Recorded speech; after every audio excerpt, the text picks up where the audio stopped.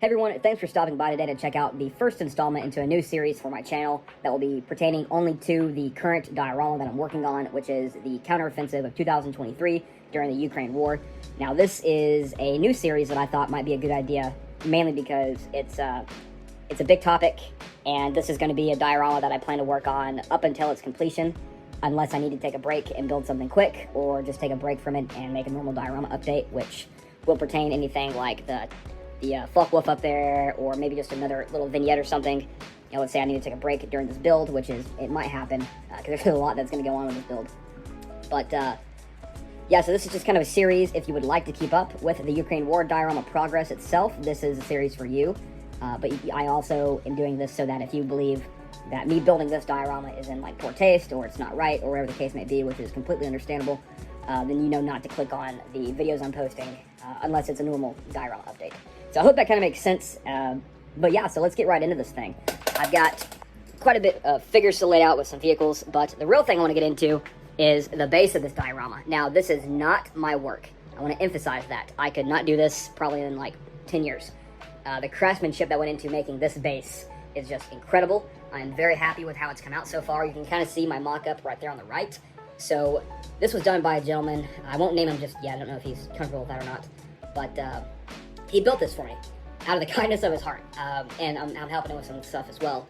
But like, this thing is just incredible. It's 2 foot by 3.5 feet.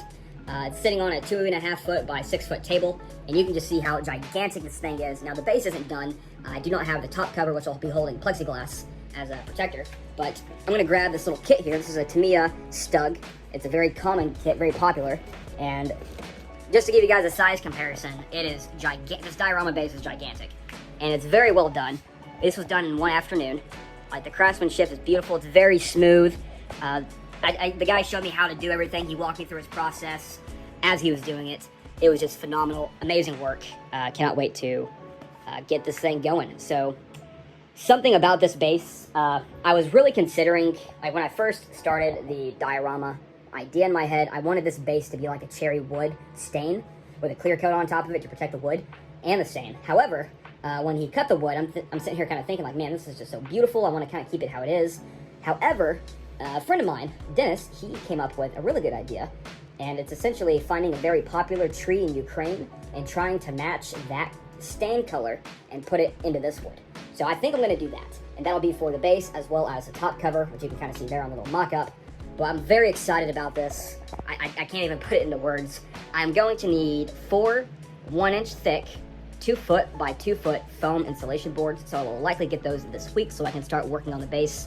I will not add any like grass or anything like that. It'll just mainly be the rough cutouts for the trenches and whatnot in the road, until I can get the top cover to go on it and protect it from cats and other stuff like that. But very excited for this base, super stoked. I cannot wait to start working on it. But in the meantime, I've got quite a bit of other things I can work on, and I've been busy with, so forgive me, I don't really remember what all I went over in my last diorama update. But just a quick little shot of the BMP2.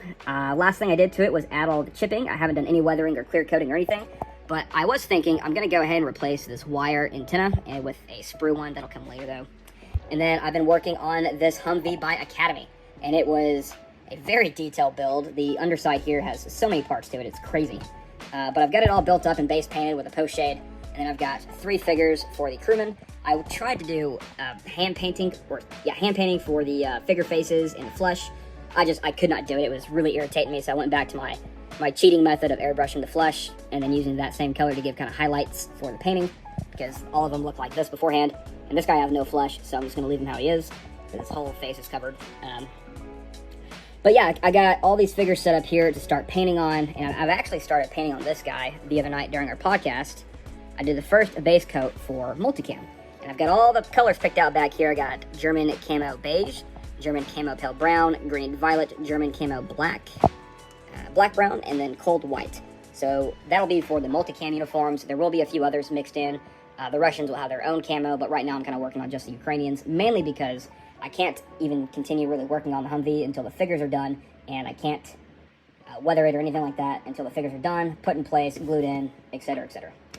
But very exciting stuff. I might be doing some figure painting tonight. Like I said, I tried earlier today with the flesh tones, but it was just, for some reason, that's like the one thing in the hobby I just cannot enjoy. I was super stoked to start working on this stuff today. My wife went to work, my kiddo was set up to play, and I just sat at the table, had everything set up, started doing it, and spent like 30 minutes trying to paint, and I stopped. It just drained me. So that is the one thing in the hobby I can't stand, which is fine. It is what it is. But yeah, I'll show you guys some of the work I did on this Humvee. So I masked off all the windows. I added a gun rack for the gunner, so he has a small arms rifle in there he can use in case his machine gun goes down. Let's see here, what else did I add? I went in, I added a 50 caliber ammo canister holding rack with a strap down. I added the 50 cal gunner helmet. He has no helmet on, and he'll have some blood running down from his head because his helmet got dinged. So that's going to be really fun to paint up. And then I added this coiled wire, which was made from foam. You can kind of see the radio phone down there connected to a hook and the coiled wire. Made all of that. So very exciting stuff. Really looking forward to getting this vehicle set up. I love the Humvee when it's in green or woodland camo. I can't stand the desert, if you didn't know. So desert vehicles, really not my thing, at least in real life. Seeing them in models is pretty cool, but I personally believe the Humvee is like meant to be green, not fucking that. Just yuck. But people like what they like and they don't like what they don't like, so. But yeah, super exciting, guys. I'm so stoked. So I'm hoping this week, Thanksgiving's coming up and whatnot. So if I do any work on the base, it'll be picking a stain to stain it, because I really don't want to add the foam without staining it. So I might do that this week, work on staining the base, as well as possibly painting figures. I'm off of work for Thanksgiving weekend, so I get a 4-day weekend. Sorry about that. I thought somebody was getting inside my house, so I had to go take a look. But anyways, I have a 4-day weekend for Thanksgiving. However, this weekend it might snow, so if that happens, I won't be home. I'll have to go work. But if I have the weekend, and it's weather like it is now, nice and rainy and cold, I'll be down here working on, if this gets stained throughout the week, I can put a clear coat on it and actually start, working on the foam and whatnot. Getting the foam put in, start carving trenches, the road, all sorts of fun stuff. And so the idea is that, let's see here. If I get the Humvee, kind of give you a rough idea. Right? So there's going to be a tree line, and it's going to be kind of angled like this. If my arm was the start of the tree line on the left side of it, it'll kind of be like that, where it goes all the way over, and then right on the very edge here, it will be the end of the tree line to the start of another field to kind of give the perspective. This is a very thin tree line in Ukraine, which is what a lot of the counteroffensive saw.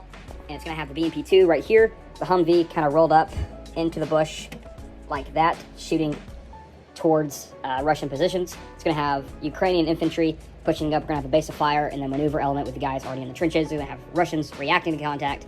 There's going to be a little drone kind of poking its head down, looking down at this guy here. See, there we go.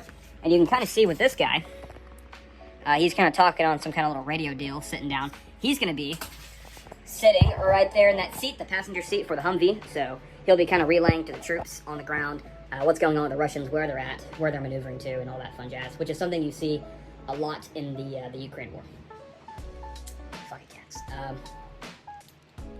But yeah, super stoked for this. Very excited. The game plan is to make the tree line absolutely destroyed by artillery and white phosphorus artillery as well. So part of it's going to be like scorched earth, and then the rest of it's going to be kind of like lush forest that's been completely destroyed. So really looking forward to that, but I am going to stop rambling. I hope you guys enjoyed this. Like I said, it's just like a diorama update, except it's just pertaining to the Ukraine war diorama. So if you want to keep seeing more of this, keep following the YouTube channel as well as my Instagram. I post every time I'm at the bench. Anyways, hope you guys enjoy the video. Stay tuned for more. Stay safe. I'll catch you guys in the next one.